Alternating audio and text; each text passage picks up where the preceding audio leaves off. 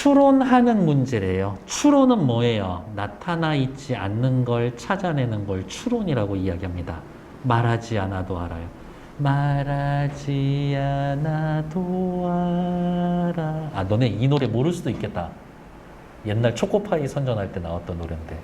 그저 바라보며 숨어있는 내용을 추리해내는 것이 추론이다. 근데 진정한 의미의 추론은 사실 없다라고 저는 생각을 해요. 이게 웬만하면 지문에 그 내용이 나타나 있거든. 이렇게 대놓고.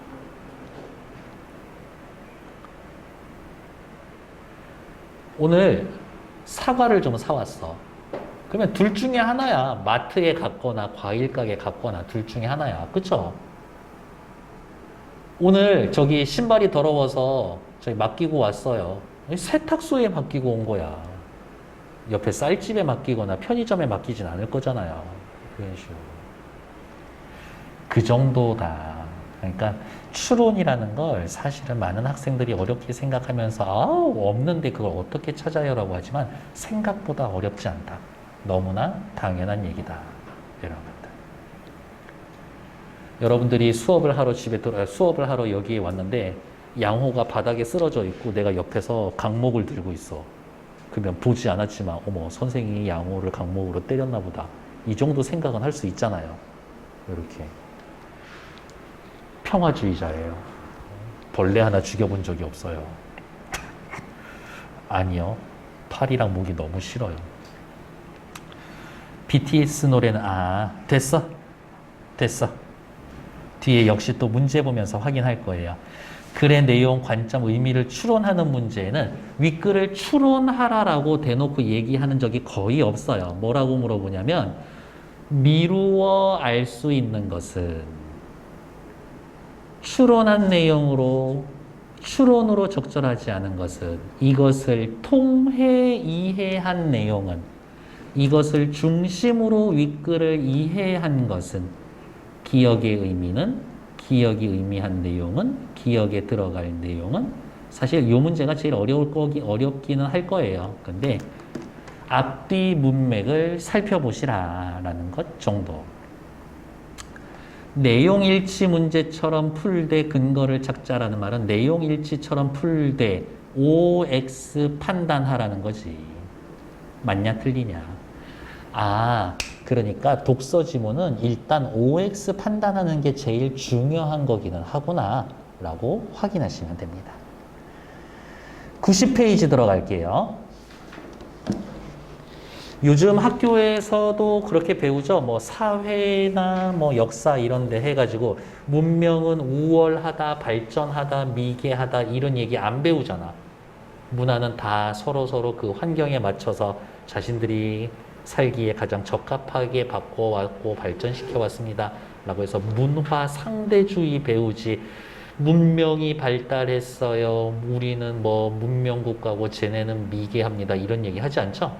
오히려 쟤네는 너무 미개하면 그런 소리 하는 사람이 미개한 거지. 못 배워서 그래.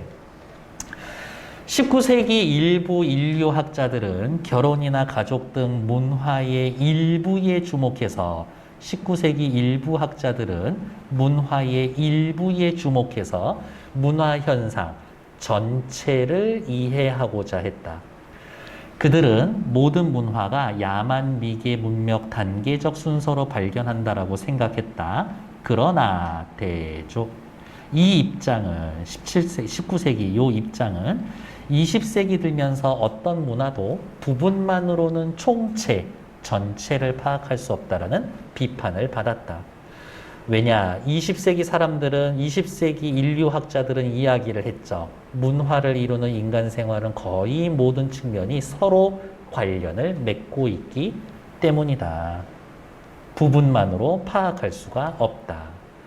옆에 1번 단락. 19세기 인류학자들은 문화 연구 방식, 부분만으로는 무엇을 전체 혹은 총체를 파악하지 못한다라는 비판. 그러면 도연아, 다음 단락부터는 19세기 아저씨들 얘기하겠니? 20세기 아저씨들 얘기하겠니? 너무 당연한 거 아니야? 20세기 인류학자들은 이러한 사실에 주목하면서 문화 현상을 바라봤다. 어떤 민족이나 인간 집단을 연구할 때에는 그들의 역사, 지리, 자연 환경은 물론 체질적 특성과 가족제도, 경제제재, 인간 심성 등 모든 측면을 서로 관련지어서 고찰, 생각하고 고민해야 한다는 것이고 20세기 인류학자들은 총체적 관점을 가지고 있었다. 당연히 나타나 있는 이야기는 아니지만 너무나 당연한 이야기보다 총체적인 관점과 19세기 인류학자들의 생각은 서로 완전 다른 거다라고. 세 번째 단락. 오스트레일리아의 여요론트 부족의 이야기는 총체적 관점에서 인간과 문화를 이해해야 하는 이유를 잘 보여줍니다. 20세기 초까지 수렵과 채집 생활을 하던 여요론트 부족 사회에서의 돌도끼는 성인 남성만 수요할 수 있는 가장 중요한 도구였다. 돌도끼의 제작과 소유는 남녀의 구분 역할, 사회의 위계 질서 유지, 부족 경제의 활성화 등에 영향을 미쳤다. 그런데 이 마을의 백인 신부들이 여성과 아이들에게 선교를 위해 선물한 쇠도끼는 그냥 도끼 하나일 뿐이었는데 세상에 성역할 연령에 따른 위계와 권위 부족 간의 교역에 혼란을 초래했다. 도끼 하나가 쉽게 이야기하면 그 사회 전체에 영향을 끼쳤다. 이것 때문에 인과 여요론트 부족 사회는 엄청난 문화 해체를 겪게 되었다. 쇠도끼 하나만으로 문화 해체가 일어났습니다. 세 번째 단락, 두 번째, 세 번째 단락 볼게요. 20세기 인류학자들은 문화를 연구하는 방식, 인간 문화를 이루는 인간을 둘러싼 모든 것들을 서로 관련지어서 고찰했다. 이러한 것을 총체적 관점이라고 한다. 세 번째 단락, 여요론트 부족은 쇠도끼가 들어옴으로 해서 무엇을 겪어냈어요? 문화 해체를 겪었다.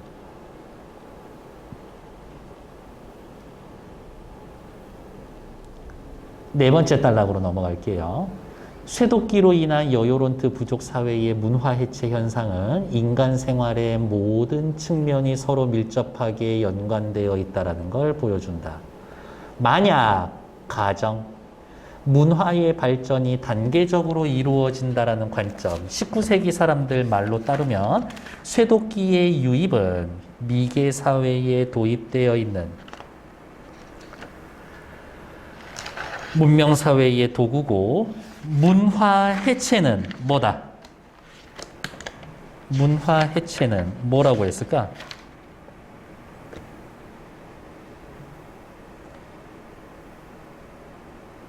문화 해체는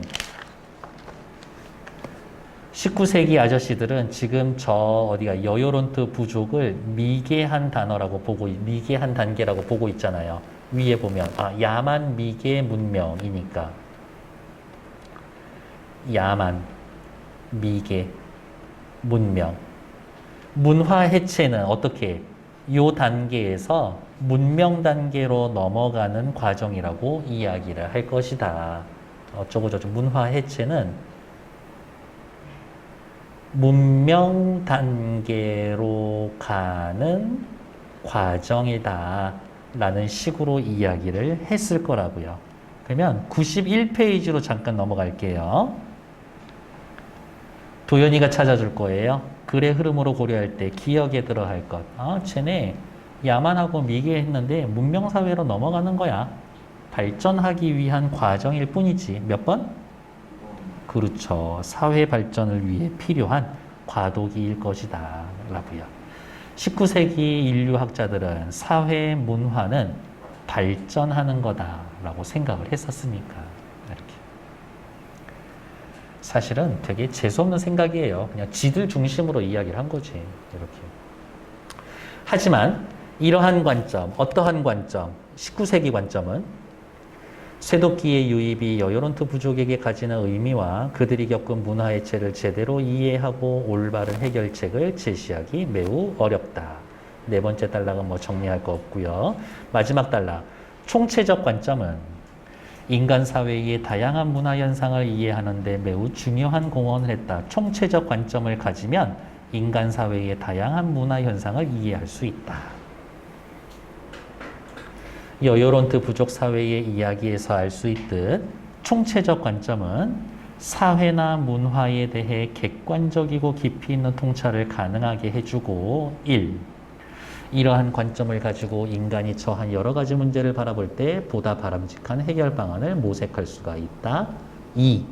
이렇게 확인할 수가 있겠네요. 옆에 정리하러 갑시다. 총체적 관점의 사회나 문화에 대한 통찰, 여러 가지 문제에 대한 바람직한 해결 방안을 모색할 수 있을 것이다. 그래서 답이 아니라 빈칸 나머지 다 채워놨죠. 91페이지로 넘어가서 예제 1번 문제 확인했고요. 윗글을 미루어 알 수 있는 내용. 요거 봐. 미루어 알 수 있는 내용. 뭐 하라고요? 추론하라 하지만 실제 보면 추론 문제 없어. 그냥 OX 문제예요. 백인 신부들이 쇠도끼 유입이 여요론트 부족의 문화에 미치는 파급력을 예상하지 못했다. 그렇지. 이 사회 자체가 망가질 거라고 생각하지 못하고 쇠도끼 줬겠지. 돌도끼는 여요론트 부족의 문화는 물론 사회 경제적 질서를 유지하는데 중요한 요소였다. 원래 쓰던 돌도끼는 사회를 유지하고 있었다. 맞죠? 여요론트 부족의 문화 해체는 성인 남성 중심의 사회 질서가 전부 뒤집힌 것이 가장 큰 요인이다? 아니요. 가장 큰 요인은 뭐였어? 쇠도끼의 유입이지. 쇠도끼가 유입되면서 문화가 해체된 거지 남성 중심의 사회 질서가 뒤집히면서 문화 해체가 있었던 건 아니죠. 3번 틀리네. 문화를 이루는 요소들이 긴밀한 관계를 맺고 있다는 인식은 언제? 20세기. 문화를 바라보는 방식에 근본적인 변화를 일으켰다. 그렇죠. 왜냐? 19세기에는 일부를 가지고 전체를 파악하려고 했는데 그러면 안 돼 라고 이야기했으니까. 문화의 단계적 발전을 옹호하는 관점은 단계적 발전. 언제? 19세기. 문화 현상을 제대로 이해하는 한계가 있다. 맞는 얘기죠. 니들처럼 생각하면 문화를 제대로 이해 못해.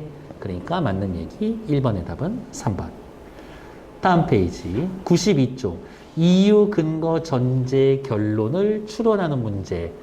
주장을 했어요. 결론을 근거를 내세웠습니다. 이유를 내세웠다. 근거를 찾아라. 전제를 했다. 그거에 대한 이유를 찾아라. 근거를 냈다. 그거에 대한 주장, 결론을 찾아라. 서로 왔다 갔다 하면서 여기 볼게요. 이 부분. 이유, 근거, 전제를 통해서 결론, 주장, 판단을 하는데 요게 대놓고 지문에 있을 수 있고 이게 대놓고 지문에 있을 수 있는데 얘가 있고 얘가 없다? 그러면 요거를 보고 밑에 거 찾아라. 밑에 거 보고 위에 거를 찾아라 라는 것들. 어렵게 생각하지 마시고요. 제일 핵심이 되는 건 요것만 기억합시다. 인과관계. 원인과 결과를 따져보는 습관을 들여놓을 필요가 있다. 모든 글에서는. 됐나요? 됐고 93페이지로 넘어가 볼게요. 예문으로 원리를 확인해 봅시다. 다음 글을 읽고 이유를 추론하는 문제를 풀어봅시다.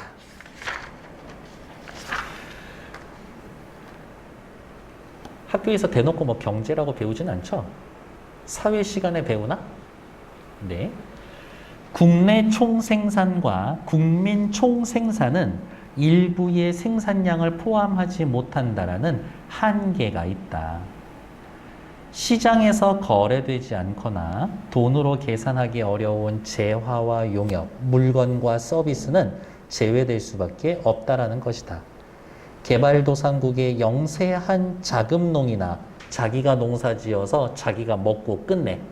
그리고 딴 데 가서 사오지 않아. 그런 사람들이나 주부의 가상노동, 집에서 어머님이 하시는 설거지, 빨래, 청소 이런 것들 어때요? 도우미 어머님들, 도우미 이모들 부르면 돈 줘야 되잖아. 근데 엄마 돈 안 받고 일하시는 거라고. 아빠 돈 안 받고 음식 쓰레기 버리러 가시는 거라고. 그렇죠? 이러한 것들은 어디에? 국내 총생산, 국민 총생산에 포함되지 않는다. 왜? 거래가 되지 않고 돈으로 계산할 수 없어서. 개발도상국의 영세한 자급농은 자기가 생산한 농산물 대부분을 자체 소비하고 시장에 팔지 않아서 경제학적으로는 생산되지 않았었던 오이, 배추, 고추, 쌀인 거야. 경제학적으로는. 또한 주부의 가사노동은 시장 밖에서 생산될 뿐만이 아니라 돈으로 계산하기도 어려워서 국내 총생산, 국민 총생산 어디에도 포함되지 않는다. 자, 이제 문제 보러 갈게요. 시장에서 거래되지 않거나 돈으로 계산하기 어려운 재화나 서비스 용역은 제외될 수밖에 없습니다. 왜요? 왜요? 왜? 돈으로 계산할 수 없으니까. 그럼 거꾸로 생각하자고. 뭐? 국내 총생산, 국민 총생산은 돈으로 따질 수 있는 것만 계산한다는 얘기지. 빨간색은 돈으로 따질 수 있는 것만 계산합니다. 기역은 돈으로 따질 수 없어서 계산되지 않습니다. 기역의 이유 몇 번이라고 할 거예요? 생산을 했냐 안 했냐는 무엇으로만? 시장 가격으로만 계산하기 때문에. 그러니까 2번이 제일 좋은 말이겠죠. 밑에 나와 있는 부분 한 번 더 확인해서 읽어보시면 되고요. 94페이지 됐고, 그 다음 지문 3번 어디냐? 94페이지 지문 3번 보러 갈게요.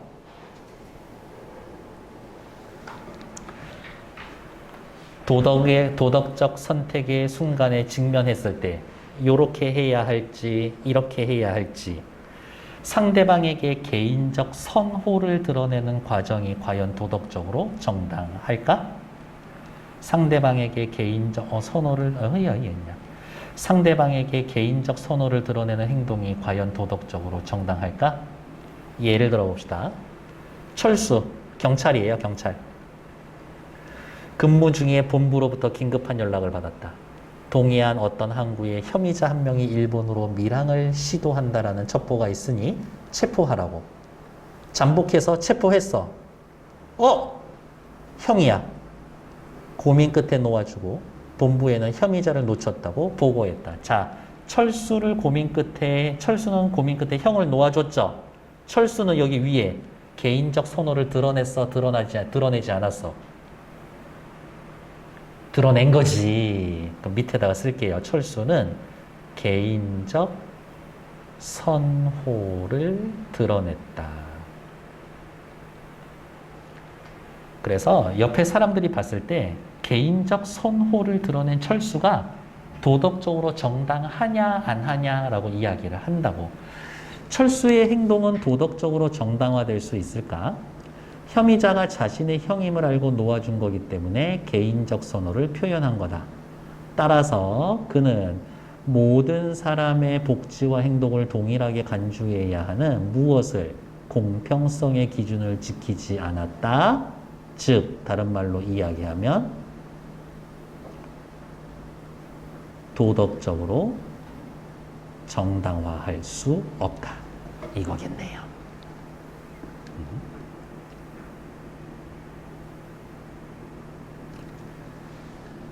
문제에 나와 있는 얘기는 뭐냐면요. 여기에요. 혐의자가 자신의 형임을 알고 놓아주었으니까 개인적 선호를 포함한 거다. 그러면 다르게 이야기하면 뭘까? 개인적 선호를 표현하지 않았으면 잡았을 것이다. 그렇죠? 형이 아니었으면 체포했을 거다. 이런 거겠죠.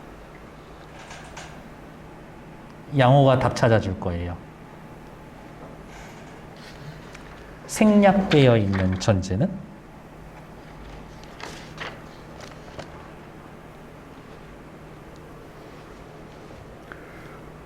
형이라서 풀어줬어? 형 아니었으면 안 풀어줬겠네.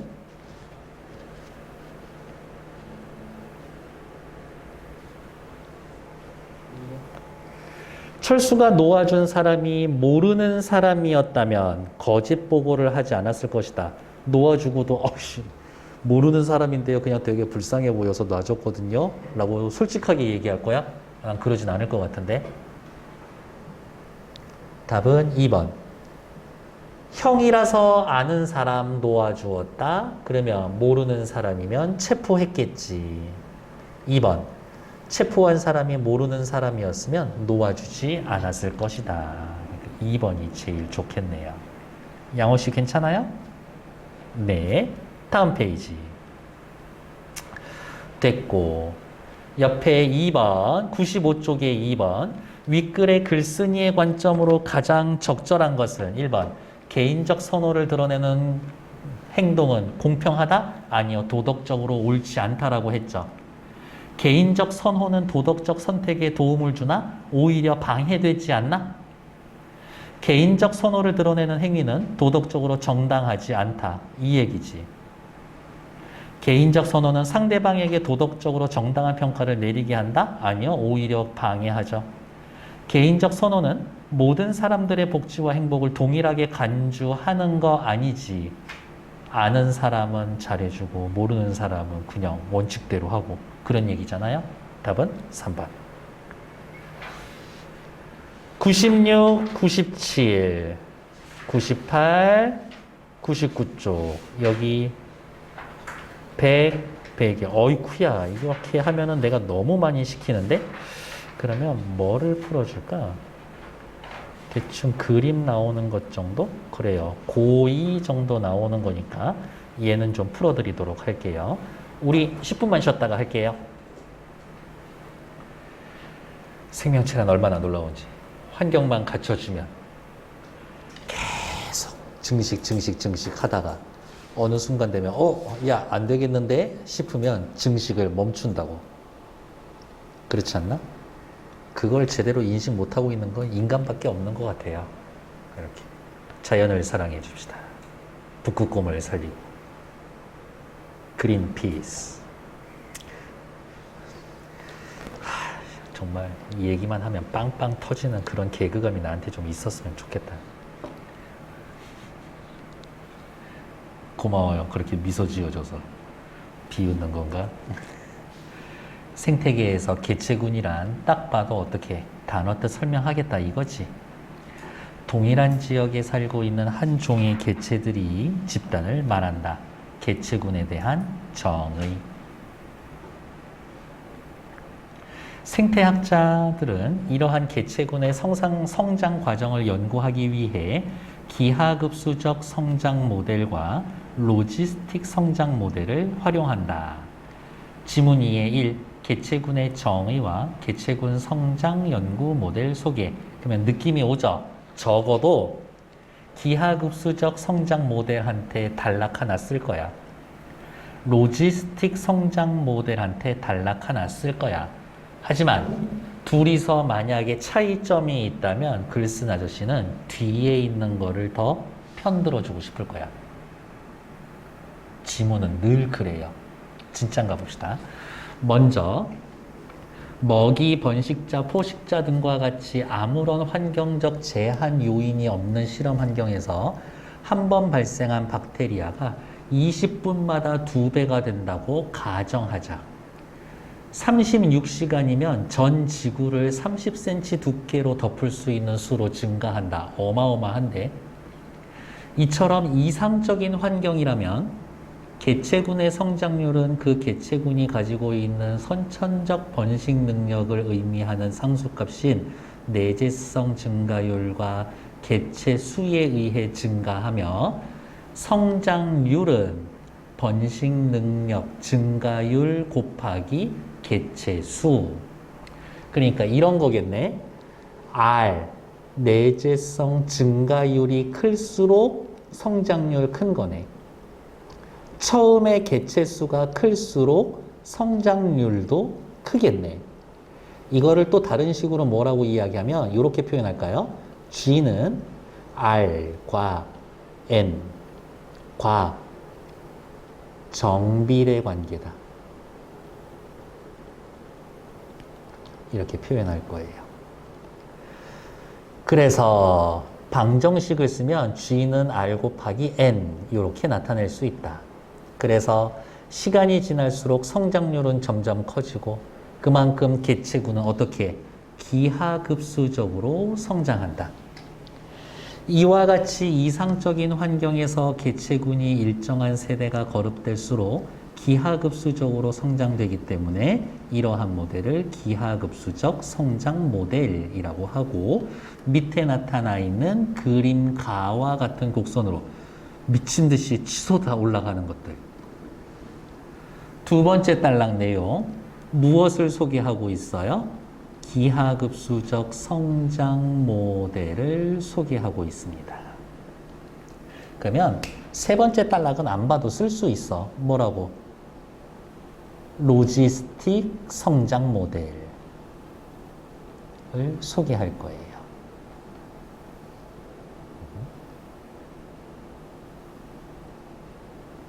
윤걸 씨 괜찮니? 네.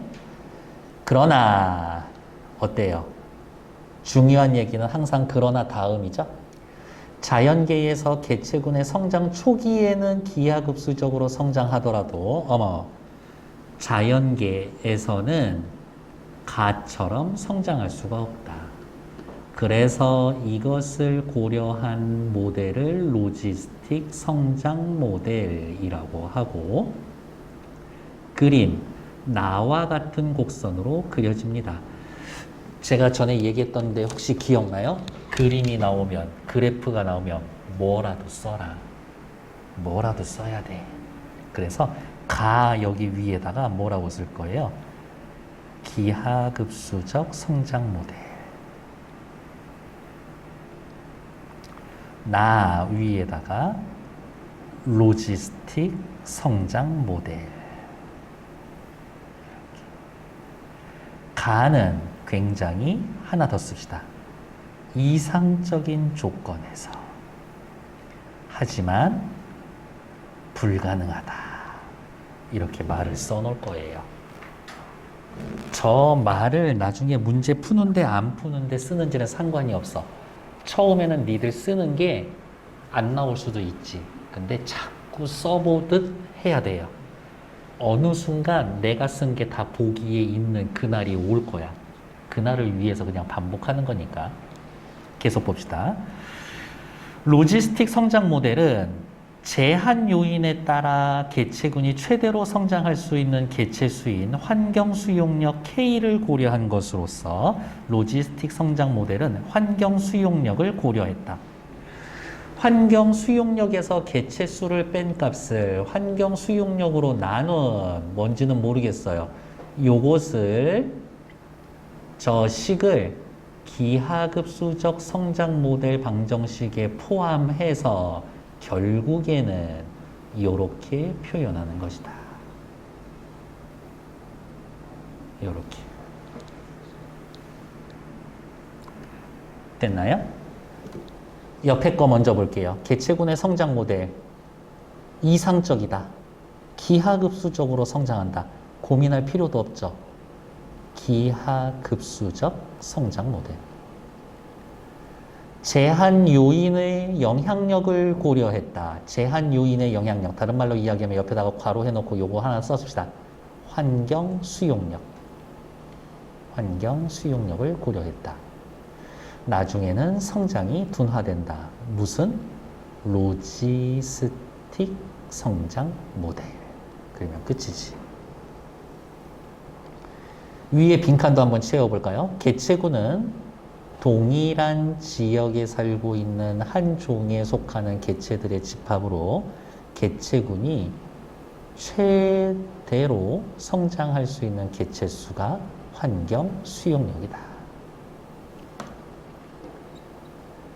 성장 초기에 개체군의 개체수는 환경 수용력에 비해 매우 작기 때문에 이것은 거의 1과 같다. 이게 초기에는 아주 작아.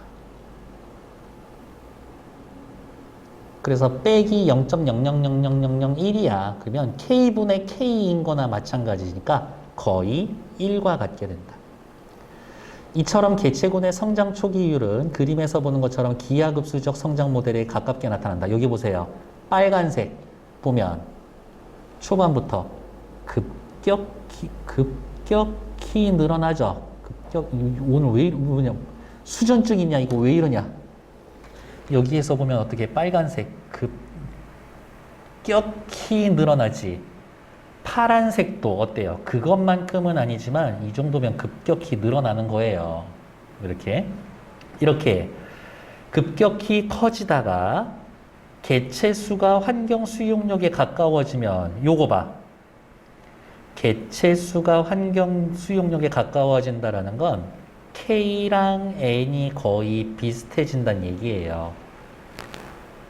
그러면 분자가 0에 가까워지니까 K분의 0은 0이지. 어느 순간 개체군이 둔화가 된다. 이론적으로 어떤 개체수가 환경 수용력이 2분의 1 때 성장률이 최대가 됩니다.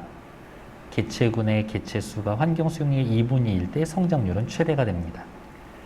개체수와 환경 수용력이 같아지면 N과 K가 같아지면 0이 되죠. 그러면 여기 위에 식 볼까?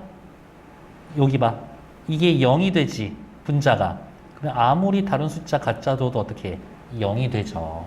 뭐가 0이 되는 거야? G. 성장률은 0이 되는 거라고요. 그러면 여기가 성장률이 0이잖아요. 그쵸? 성장하지 않잖아. 그러면 위에다가 또 쓰자고. 요렇게 체크해 놓고 성장률 0이다. 왜? K하고 N하고 같아져서.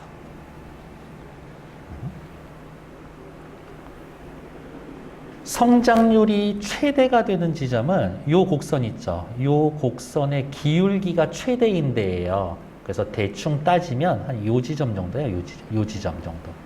요렇게 기울기가 최대인 지점.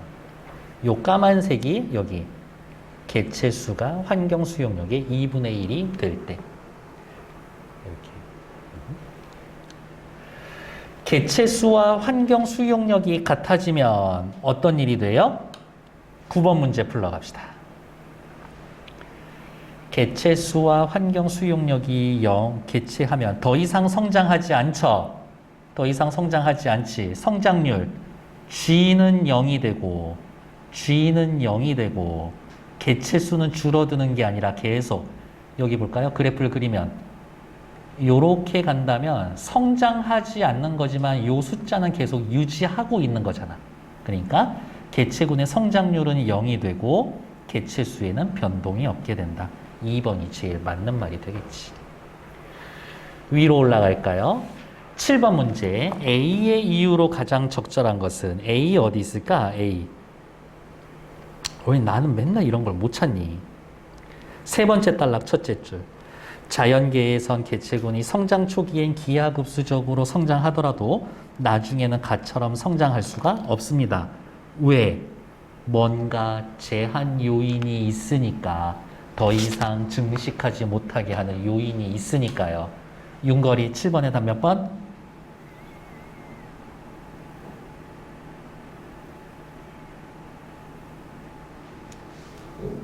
성장하는데 더 이상 성장하지 못하게 하는 요인이 있어. 제한 요인이 성장에 영향을 주니까. 답은 4번. OX 문제 네, 아니요 대답해 주세요. 로지스틱 성장 모델. 개체수가 증가할수록 기하급수적으로, 이건 말 그대로 기하급수 모델이죠. 기억 탈락.